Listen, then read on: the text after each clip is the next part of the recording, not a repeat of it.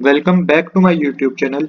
आज हम करेंगे डीके गोयल क्लास 12th की अकाउंटेंसी का चैप्टर कैश फ्लो स्टेटमेंट का सोल्यूशन नंबर 6 का ए पार्ट। क्वेश्चन नंबर 6 का ए पार्ट मैंने ऑलरेडी नोट कर रखा है। क्वेश्चन नंबर 6 के पार्ट में हमें कैश फ्रॉम ऑपरेटिंग एक्टिविटी पता करना है। आपको कुछ करंट एसेट और करंट लायबिलिटी गिवन है ये 2016-2017 के, और साथ ही आपको operating profit before capital change given है जो कि आपका 1,30,000 है। वर्किंग कैपिटल चेंज गिवन है 1,30,000 का। तो देखिए जो ऑपरेटिंग प्रॉफिट गिवन है ना, ये वर्किंग कैपिटल के चेंज होने से पहले का गिवन है। अब यहाँ पे हमारे कुछ वर्किंग कैपिटल मतलब working capital current asset minus current liability. अब ऊपर आपको जो टेबल गिवन है इसमें करंट एसेट और करंट लायबिलिटी में कुछ चेंजेस हुए हैं, इंक्रीज डिक्रीज हुआ होगा, तो उसके हिसाब से आपको पता करना है। क्या पता करना है? Cash from operating activity. अब जो आपको गिवन है operating profit before working capital change, ये कितना गिवन है? 1,30,000। इसको अमाउंट की कॉलम में मेंशन कीजिए। अब आपको ऐड करना है क्या? Decrease in current asset. तो यहाँ पे डिक्रीज इन करंट, अगर करंट एसेट में डिक्रीज होता है होगा तो आपको ऐड करना है। डिक्रीज मतलब कम हो गया होगा तो आपको ऐड करना है। तो देखिए करंट एसेट आपके पास कौन से गिवन है? डेटर गिवन है, बिल रिसीवेबल गिवन है।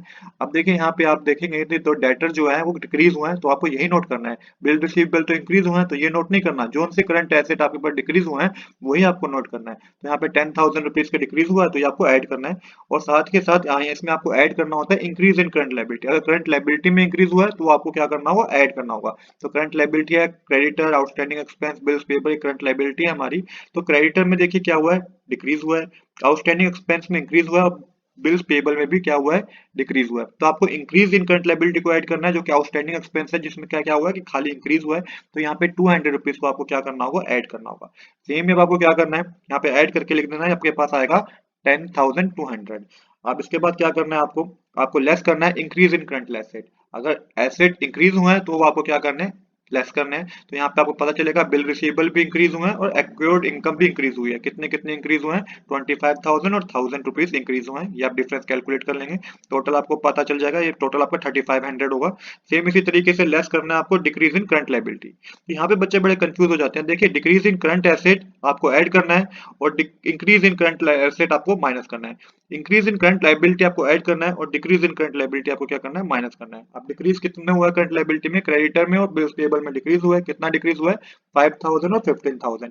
तो इन सबको प्लस करके जो आएगा वो आएगा 23,500, जो कि आपको माइनस करना है।